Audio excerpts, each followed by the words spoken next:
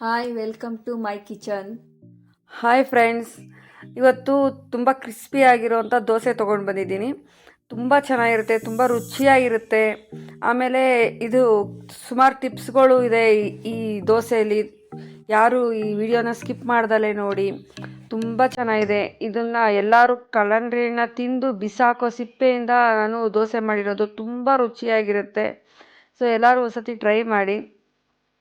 ನಾನು ಒಂದು 3 ಲೋಟ ಅಕ್ಕಿ ತೊಗೊಳ್ತಾ ಇದ್ದೀನಿ. ಇದು ನಾನು ಸೊಸೈಟಿ ಅಕ್ಕಿಯಲ್ಲಿ ಮಾಡ್ತಾಯಿದ್ದೀನಿ ಫ್ರೆಂಡ್ಸ್. ತುಂಬ ಚೆನ್ನಾಗಿ ಬರುತ್ತೆ ಸೊಸೈಟಿ ಅಕ್ಕಿಯಲ್ಲಿ ದೋಸೆ ಮಾಡೋದ್ರಿಂದ. 3 ಲೋಟ ಅಕ್ಕಿನ ಚೆನ್ನಾಗಿ ಒಂದು 3ರಿಂದ 4 ಸತಿ ತೊಳೆದ್ಬಿಟ್ಟು ನೆನೆಸ್ಕೊತಾ ಇದ್ದೀನಿ. ಒಂದು 7ರಿಂದ 8 ಅವರಾರು ನೆನಿಬೇಕು. ಚೆನ್ನಾಗಿ ನೆನೆದಷ್ಟು ಕೂಡ ತುಂಬ ಸಾಫ್ಟಾಗಿ ಚೆನ್ನಾಗಿ ಬರುತ್ತೆ ದೋಸೆ. ಆಮೇಲೆ ನಾನು ಇನ್ನೊಂದು 3/4 ಲೋಟ ಉದ್ದಿನಬೇಳೆ ತೊಗೋತಾ ಇದ್ದೀನಿ. ಅದಕ್ಕೆ 1 ಸ್ಪೂನು ಮೆಂತ್ಯ ಹಾಕೋತಾ ಇದ್ದೀನಿ. ಆಮೇಲೆ 2 ಸ್ಪೂನು ಸೋಂಪು ಹಾಕೋತಾ ಇದ್ದೀನಿ. ಸೋಂಪು ಹಾಕ್ಕೊಳ್ಳೋದ್ರಿಂದ ಕೆಲವ್ರಿಗೆ ದೋಸೆ ತಿಂದರೆ ಎದೆ ಉರಿಯುತ್ತೆ. ಅಂಥವ್ರಿಗೆ ಇದು ಎದೆ ಉರಿಯಲ್ಲ ಸೋಂಪು ಹಾಕ್ಕೊಳ್ಳೋದ್ರಿಂದ, ಮತ್ತು ರುಚಿನೂ ಚೆನ್ನಾಗಿರುತ್ತೆ. ಆಮೇಲೆ ಅರ್ಧ ಲೋಟ ಸಬ್ಬಕ್ಕಿ ಹಾಕೋತಾ ಇದ್ದೀನಿ. ಲೋಟ ನಾನು ತುಂಬ ಚಿಕ್ಕದು ತೊಗೊಂಡಿದ್ದೀನಿ, ಅಂದರೆ ನಾವು ಕಾಫಿ ಎಲ್ಲ ಕುಡಿತೀವಲ್ಲ ಅಂಥ ಲೋಟದಲ್ಲಿ ಹಾಕೋತಾ ಇದ್ದೀನಿ. ಅಕ್ಕಿ ನಾನು ಈ 300 ml ಲೋಟದಲ್ಲಿ ಅಕ್ಕಿ ಹಾಕ್ಕೊಂಡಿದ್ದೆ. ಸೊ 3 ಲೋಟಕ್ಕೆ 1 kg ಅಕ್ಕಿ ಆಗುತ್ತೆ. ಆ 1 kg ನಾನು ಇಷ್ಟು ಐಟಮ್ಮು ಹಾಕ್ಕೊಂಡಿದ್ದೀನಿ. ಇದು ಪೂರ್ತಿ ತೊಳೆದ್ಬಿಟ್ಟು ಚೆನ್ನಾಗಿ ನಾನು ನೆನೆಯೋಕ್ಕೆ ಇಟ್ಟಿದ್ದೀನಿ. ಏನು ನಾವು ಕಲ್ಲಂಗಡಿ ಹಣ್ಣು ತೊಗೊಂಡ್ಬಂದು ಅದು ಸಿಪ್ಪೆ ಇತ್ತಲ್ಲ, ಈ ಸಿಪ್ಪೆದು ವೈಟ್ ಕಲರ್ ಮಾತ್ರ ತೊಗೋತಾ ಇದ್ದೀನಿ. ಈಗ ಏನು ಮೇಲೆ ಹಸ್ರು ಕಲರ್ ಸಿಪ್ಪೆ ಇದೆಯಲ್ಲ ಅದೆಲ್ಲ ನೀಟಾಗಿ ತಕ್ಕೊಳ್ಳೋಣ. ಆಮೇಲೆ ಇದು ಈ ಕಲ್ಲಂಗಡಿ ಹಣ್ಣಿನ ಸಿಪ್ಪೆ ಹಾಕೋದ್ರಿಂದ ಫ್ರೆಂಡ್ಸ್ ತುಂಬ ತಂಪಾಗಿರುತ್ತೆ. ಆಮೇಲೆ ರುಬ್ಬುವಾಗ ನೀರು ಕೂಡ ಕಮ್ಮಿ ಹಿಡಿಯುತ್ತೆ, ಏಕೆಂದರೆ ಈ ಸಿಪ್ಪೆಯಲ್ಲಿ ತುಂಬ ನೀರಿನ ಅಂಶ ಇರುತ್ತೆ. ಆಮೇಲೆ ಟೇಸ್ಟ್ ಮಾತ್ರ ತುಂಬ ಚೆನ್ನಾಗಿರುತ್ತೆ. ನಾವು ಮಾಮೂಲಿ ದೋಸೆ ತಿಂದಿರ್ತೀವಲ್ಲ, ಸೊ ಈ ಥರ ಒಂದು ಸತಿ ಮಾಡಿ ನೋಡಿ. ಈ ಸಿಪ್ಪೆ ತುಂಬ ಚೆನ್ನಾಗಿ ರುಚಿ ಕೊಡುತ್ತೆ. ಆಮೇಲೆ ದೋಸೆ ಹಾಕುವಾಗ ತೆಳ್ಳಗೆ ಹಾಕಿದರೂ ಕೂಡ ತುಂಬ ಕ್ರಿಸ್ಪಿಯಾಗಿ ಚೆನ್ನಾಗಿ ಬರುತ್ತೆ. ಆಮೇಲೆ ಒಂದು ಸ್ವಲ್ಪ ದಪ್ಪಕ್ಕೆ ಹಾಕಿದರೂ ಕೂಡ ತುಂಬ ಸಾಫ್ಟಾಗಿ ತುಂಬ ಚೆನ್ನಾಗಿ ಬರುತ್ತೆ. ನಮ್ಮ ಮನೇಲಂತೂ ಎಲ್ಲರೂ ಕ್ರಿಸ್ಪಿಯಾಗಿ ತೆಳ್ಳಗೆ ಮಾಡಿಕೊಟ್ಟೆ. ನನಗೆ ಮಾತ್ರ ಸ್ವಲ್ಪ ಸಾಫ್ಟಾಗಿ ಇರಲಿ ಅಂತ ಸ್ವಲ್ಪ ದಪ್ಪಕ್ಕೆ ಹಾಕ್ಕೊಂಡೆ. ತುಂಬಾ ಚೆನ್ನಾಗಿರುತ್ತೆ 2 ಟೇಸ್ಟು ಕೂಡ. ಒಂದು ಸತಿ ಕಲ್ಲಂಗಡಿ ಸಿಪ್ಪೆಯಲ್ಲಿ ಮಾಡಿ ನೋಡಿ ಫ್ರೆಂಡ್ಸ್, ತುಂಬಾ ರುಚಿಯಾಗಿರುತ್ತೆ. ಇದನ್ನು ನಾನು ಸಿಪ್ಪೆಲ್ಲ ತೆಗೆದ್ಬಿಟ್ಟು ಸಣ್ಣ ಸಣ್ಣಕ್ಕೆ ಕಟ್ ಮಾಡ್ಕೊತೀನಿ. ಆಮೇಲೆ ನಾನು ಇದಕ್ಕಿಂತ ಬೆಸ್ಟ್ ಆಪ್ಷನ್ ಏನಪ್ಪ ಅಂದರೆ, ಈ ಸಣ್ಣ ಕಟ್ ಮಾಡ್ಕೊಳ್ಳೋದ್ಕಿಂತ ಸಿಪ್ಪೆ ತೆಗೆದ್ಬಿಟ್ಟು ತುರಿದ್ಕೊಳ್ಳೋದ್ರಿಂದ ಜಲ್ದಿ ರುಬ್ಕೋಬೋದು, ತುಂಬ ಚೆನ್ನಾಗಿ ನುಣ್ಣಗಾಗುತ್ತೆ. ನಾನು ಫಸ್ಟ್ ಟೈಮು ಇದು ಕಟ್ ಮಾಡಿಕೊಂಡು ರುಬ್ಬಿದ್ದೆ, ಸ್ವಲ್ಪ ಪೀಸಸ್ ಹಂಗೆ ಉಳ್ಕೊಳ್ತು, ಮತ್ತೆ ಅದನ್ನೆಲ್ಲ ತೊಗೊಂಡು ರುಬ್ಕೊಂಡಿದ್ದೆ. ನಾನು ಇನ್ನೊಂದು ಸತಿ ದೋಸೆ ಮಾಡಿದಾಗ ತುರ್ಕೊಂಡು ಹಾಕ್ಕೊಂಡಿದ್ದೆ ಫ್ರೆಂಡ್ಸ್, ತುಂಬ ಚೆನ್ನಾಗಿ ಇದಾಗಿತ್ತು. ನೀವು ತುರ್ಕೊಂಡು ಹಾಕ್ಕೊಂಡ್ರೆ ತುಂಬ ಚೆನ್ನಾಗಿರುತ್ತೆ. ನೋಡಿ ನಿಮ್ಮ ಅನುಕೂಲ ಹೇಗಾಗುತ್ತೋ ಆ ಥರ ಮಾಡಿ. ಎಲ್ಲ ಸಣ್ಣ ಕಟ್ ಮಾಡಿಕೊಂಡು, ಸೊ ಇಷ್ಟು ನೋಡಿ ಎಲ್ಲ ಕಟ್ ಮಾಡ್ಕೊಂಡಾಗಿದೆ. ಒಂದು ಸತಿ ಬೇಕು ಅಂದರೆ ವಾಶ್ ಮಾಡ್ಕೊಳ್ಳಿ, ನಾನು ವಾಶ್ ಮಾಡ್ಕೊಂಡಿದ್ದೆ. ಈಗ ಮಿಕ್ಸಿ ಜಾರ್ಗೆ ನಾವು ಏನು ಸೋಂಪು, ಸಬ್ಬಕ್ಕಿ, ಉದ್ದಿನಬೇಳೆ, ಮೆಂತ್ಯ ಇವೆಲ್ಲ ನೆನೆ ಹಾಕಿದ್ವಲ್ಲ, ಅದು ನೆಂದಿದೆ. ಆ ನೀರನ್ನ ಚೆಲ್ಲಬೇಡಿ ಫ್ರೆಂಡ್ಸ್, ಯಾಕೆಂದರೆ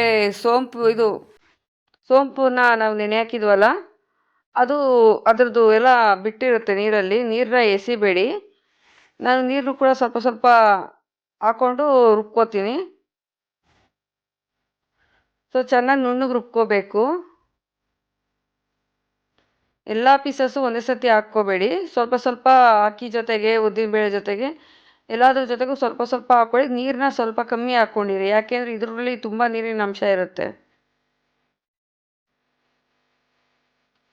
ನುಣ್ಣಗೆ ರುಬ್ಬಿದ್ವಿ. ಇದನ್ನು ಒಂದು ಸಿಲ್ವರ್ ಪಾತ್ರೆ ಇಲ್ಲಾಂದರೆ ಒಂದು ಪ್ಲಾಸ್ಟಿಕ್ ಇದಕ್ಕಾದ್ರೂ ಹಾಕಿ. ಸ್ಟೀಲ್ಗೆ ಹಾಕಬೇಡಿ. ಸ್ಟೀಲ್ಗೆ ಹಾಕೋದ್ರಿಂದ ಏನು ಹಸಿಟ್ಟಿದೆ ರುಬ್ಬಿರೋದು, ಅದು ಬೆಳಗ್ಗೆ ಅಷ್ಟರಲ್ಲಿ ಉಬ್ಬು ಬರಲ್ಲ, ತುಂಬ ಲೇಟ್ ಆಗುತ್ತೆ. ಅದೇ ಒಂದು ಅಲ್ಯೂಮಿನಿಯಂ ಪಾತ್ರೆಗೋ ಇಲ್ಲಾಂದರೆ ಈ ಥರ ಒಂದು ಪ್ಲಾಸ್ಟಿಕ್ ಪಾತ್ರೆಗೋ ಹಾಕ್ಕೊಂಡ್ರೆ ಬೆಳಗ್ಗೆ ಅಷ್ಟರಲ್ಲಿ ಜಲ್ದಿ ಉಬ್ಬು ಬರುತ್ತೆ. ಈ ಮಧ್ಯೆ ಮಧ್ಯೆ ಹೇಳೋ ಟಿಪ್ಸ್ಗಳು ಕೂಡ ಅಳವಡಿಸ್ಕೊಂಡು ಒಂದು ಸತಿ ಟ್ರೈ ಮಾಡಿ, ತುಂಬ ಚೆನ್ನಾಗಿ ಬರುತ್ತೆ. ಆಮೇಲೆ ಯಾರೆಲ್ಲ ನನ್ನ ವೀಡಿಯೋನ ಸಬ್ಸ್ಕ್ರೈಬ್ ಮಾಡ್ತಾರೆ ನೋಡ್ತಾ ಇದ್ದೀರಾ, ಅವ್ರು ಸಬ್ಸ್ಕ್ರೈಬ್ ಮಾಡಿ ಫ್ರೆಂಡ್ಸ್. ಪಕ್ಕದಲ್ಲೇ ಬರೋ ಬೆಲ್ ಬಟನ್ನ ಟಚ್ ಮಾಡಿ, ನನ್ನ ಚಾನಲ್ಗೆ ಹಾಕೋ ಫಸ್ಟ್ ವೀಡಿಯೋ ನಿಮಗೆ ಬರುತ್ತೆ. ಮತ್ತು ನಾನೀಗ ಮತ್ತೆ ಸ್ವಲ್ಪ ಅಕ್ಕಿ ಮತ್ತು ಏನು ಕಲಂಗ್ರಿ ಪೀಸಸ್ ಇತ್ತಲ್ಲ ಅದನ್ನೂ ಹಾಕ್ಕೊಂಡಿದ್ದೀನಿ. ಆಮೇಲೆ ಈ ದೋಸೆ ಹೇಗೆ ಬಂತು ಅಂತ ಒಂದ್ಸತಿ ಟ್ರೈ ಮಾಡಿ ಕಮೆಂಟಲ್ಲಿ ಹೇಳಿ. ಆಮೇಲೆ ಫ್ರೆಂಡ್ಸ್ ರಿಲೇಟಿವ್ಸ್ಗೆ ಶೇರ್ ಮಾಡಿ. ಯಾಕೆಂದರೆ ಒಂದು ತಿಂದ್ಬಿಟ್ಟು ಬಿಸಾಕೋ ಸಿಪ್ಪೆಯಲ್ಲಿ ಈ ಒಂದು ಯೂಸ್ ಮಾಡ್ಕೊತಾ ಇದ್ದೀವಿ ಅಂದರೆ ಇಷ್ಟು ಚೆನ್ನಾಗಿರುತ್ತೆ ಅಂತ ನೀವು ಒಂದ್ಸತಿ ಟ್ರೈ ಮಾಡಿದಾಗಲೇ ಗೊತ್ತಾಗೋದು. ಆಮೇಲೆ ನಾನು ಅನ್ನ ಮಾಡಿರಲಿಲ್ಲ, ಅನ್ನ ಇರಲಿಲ್ಲ. ಅದರಿಂದ ನಾನು ಒಂದು ಇಡೀ ಅವಲಕ್ಕಿನ ಆಮೇಲೆ ನೆನೆ ಹಾಕಿದೆ ಸಂಜೆಯಲ್ಲಿ. ರುಬ್ಬೋ ಒಂದು ಹಾಫ್ ಆನ್ ಅವರ್ ಮುಂಚೆ ನೆನೆ ಹಾಕಿದ್ದೀನಿ. ಅದಕ್ಕೆ ಅದನ್ನು ವೀಡಿಯೋದಲ್ಲಿ ತೋರ್ಸೋಕ್ಕಾಗಿಲ್ಲ ಫ್ರೆಂಡ್ಸ್. ಒಂದು ಏನು ಕಾಫಿ ಕಪ್ ಇತ್ತಲ್ಲ ಆ ಕಪ್ಪಲ್ಲಿ 1 ಕಪ್ಪು ನೆನೆ ಹಾಕಿದರೆ ಸಾಕು. ಆಮೇಲೆ ಒಂದು ಚಿಟಿಕೆ ಸೋಡಾ, ರುಚಿಗೆ ತಕ್ಕಷ್ಟು ಉಪ್ಪನ್ನು ಹಾಕಿ ಇದನ್ನು ಚೆನ್ನಾಗಿ ಕಲಸಿ. ಸೌಟಲ್ಲಿ ಕಲಸಿದ್ರೂ ಪರವಾಗಿಲ್ಲ, ಇಲ್ಲ ಕೆಲವ್ರು ಕೈಯಲ್ಲಿ ಕಲಿಸ್ತಾರೆ, ಕೈಯಲ್ಲಿ ಕಲಸಿದ್ರೂ ಪರವಾಗಿಲ್ಲ. ಸೌಟಲ್ಲಿ ಕಲಸೋಕ್ಕಿಂತ ಕೈಯಲ್ಲಿ ಕಲಸೋದ್ರಿಂದ ಚೆನ್ನಾಗಿ ಮಿಕ್ಸ್ ಆಗುತ್ತೆ. ಆ ಒಂದು ಕಾರಣಕ್ಕೆ ಕೈಯಲ್ಲಿ ಕಲಿಸ್ಕೊಳ್ಳೋರು ಕಲಿಸ್ಕೋಬೋದು. ಇದನ್ನು ಬೆಳಗ್ಗೆವರೆಗೂ ಮುಚ್ಚಿ ಇಟ್ಟಿರ್ತೀನಿ. ಸೊ ಉಬ್ಬೋದು ಕೂಡ ಮಾಮೂಲಿ ದೋಸೆಗೆ ನೀವು ಏನು ಉಬ್ಬು ಬರುತ್ತೋ ಅದಕ್ಕಿಂತ 2 ಪಟ್ಟಷ್ಟು ಉಬ್ಬಿ ಬಂದಿತ್ತು ಫ್ರೆಂಡ್ಸ್ ಇದು. ಏಕೆಂದರೆ ಕಲ್ಲಂಗಡಿ ಹಣ್ಣಿನ ಸಿಪ್ಪೆ ಎಲ್ಲ ಹಾಕಿದ್ವಲ್ಲ, ಎಷ್ಟು ಚೆನ್ನಾಗಿ ಉಬ್ಬು ಬಂದಿತ್ತು ಅಂದರೆ ಆ ದೋಸೆ ಕೂಡ ತುಂಬಾ ಚೆನ್ನಾಗಿ ಬಂದಿತ್ತು. ಸೊ ಈ ದೋಸೆ ನೀವು ತುಂಬ ತೆಳ್ಳಗೆ ಗರ್ಗರಿ ಬೇಕು ಅಂದರೆ ಆ ಥರನೂ ಹಾಕ್ಕೋಬೋದು. ಇಲ್ಲ ನಮಗೆ ಸ್ವಲ್ಪ ಸಾಫ್ಟಾಗಿರಬೇಕು ಅಂದರೆ ಒಂಚೂರು ದಪ್ಪಕ್ಕೆ ಹಾಕ್ಕೊಳ್ಳಿ, ಆಗಲೂ ಚೆನ್ನಾಗಿರುತ್ತೆ. ಸೊ ನಾನೊಂದು ನಾನ್ ಸ್ಟಿಕ್ ತವಾನ ತೊಗೊಂಡು ಅದ್ರ ಮೇಲೆ ಹಾಕ್ಕೋತಾ ಇದ್ದೀನಿ. ನೀವು ಯಾವ ತವ ಬೇಕಾದ್ರೂ ಹಾಕ್ಕೋಬೋದು. ತುಂಬ ತೆಳ್ಳಗೆ ಹಾಕ್ಕೋತಾ ಇದ್ದೀನಿ. ಮೇಲೆ ಒಂದು ಸ್ವಲ್ಪ ಎಣ್ಣೆ ಹಾಕ್ಕೊಳ್ಳೋಣ. ತುಪ್ಪ ಇದ್ದರೆ ತುಪ್ಪನೂ ಹಾಕ್ಕೊಳ್ಳಿ, ಚೆನ್ನಾಗಿರುತ್ತೆ. ನೋಡಿ ಎಷ್ಟು ಸಾಫ್ಟಾಗಿದೆ ಅಂದರೆ. ಸೊ ಒಂದ್ಸತಿ ನೀವು ಟ್ರೈ ಮಾಡಬೇಕು ಫ್ರೆಂಡ್ಸ್, ಅಷ್ಟು ಚೆನ್ನಾಗಿದೆ.